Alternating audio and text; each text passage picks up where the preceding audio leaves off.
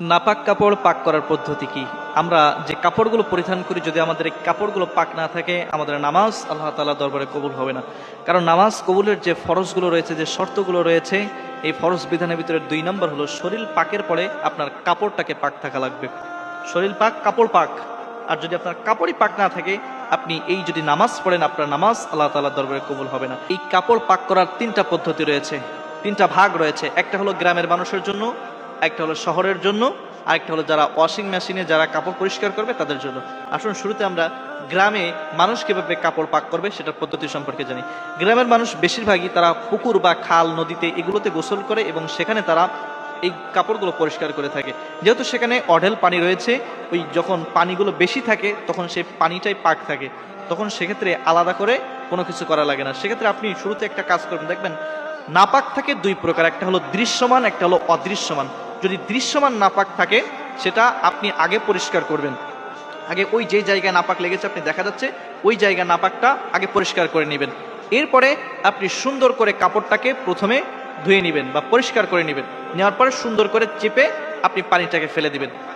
এরপরে দ্বিতীয় স্টেপে আপনি 3 বার ওই কাপড়টাকে ওই পুকুরের ভিতরে আপনি চুবিয়ে এরপরে আবার একবার পানি চেপে ফেলবেন, আবার চুবিয়ে আবার পানি চেপে ফেলবেন, আবার চুবিয়ে, এবার সর্বশেষ 3য়বার আপনি একেবারে সুন্দর করে আপনি শহরের মানুষের জন্য, শহরের মানুষ তো অঢেল পানি পায় না, তারা বেশিরভাগই তারা বালতির ভিতরে কাপড়গুলো পরিষ্কার করে থাকে। সেক্ষেত্রে গ্রামে যে পদ্ধতি, এটা কিন্তু শহরের পদ্ধতির সাথে কাজ হবে না। কারণ আপনি যখন এক বালতি পানির ভিতরে যখন একটা কাপড় দিবেন, পুরা পানিটাই কিন্তু তখন অপবিত্র হয়ে যাবে, নোংরা হয়ে যাবে। তখন কিন্তু ওই পানিতে আপনি 3 বার যদি গ্রামের পদ্ধতি অনুসরণ করেন তাহলে কিন্তু হবে না। শুরুতে আপনাকে যদি দৃশ্যমান নাপাক থাকে সেটাকে আপনি পরিষ্কার করবেন আলাদাভাবে। এরপরে আপনি সুন্দর করে ওই 1 বালতি বা ওই পানির ভিতরে প্রথমেই আপনি কাপড়টাকে সুন্দরভাবে ধুয়ে নিংড়ায় নেবেন। এরপরে পানিটাকে ফেলে দেবেন, দিয়ে 2য়বার আবার আপনি বালতির ভিতরে পানি দিবেন, দিয়ে আবার সুন্দর করে একবার ভিজিয়ে নিংড়ায় নেবেন, ওই পানি ফেলে দিবেন। 2য়বার আবার পানি দিয়ে আবার নিংড়ায় নেবেন। 3য়বার আবার পানি দিবেন, পানি দিয়ে এরপরে সুন্দর করে ধুয়ে এরপরে চিপে নিংড়ে এরপরে ধুয়ে ফেলবেন।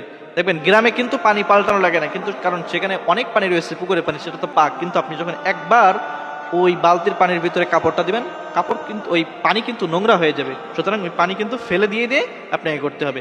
পাকের নিয়মই এক, কিন্তু যেহেতু এখানে পানি নোংরা হয়ে যায়, পানি অপবিত্র হয়ে যায়, এই জন্য পানিটা একটু চেঞ্জ করা লাগে। আর যেটা ওয়াশিং মেশিন, ওয়াশিং মেশিনে আমি যতদূর জানি বা যে সিস্টেমগুলোতে ওয়াশিং মেশিনে কাপড় পরিষ্কার করা হয়, এক পাশ থেকে পরিষ্কার পানি দেয়, আরেক পাশ থেকে ওই পানিটা বের হয়ে যায়।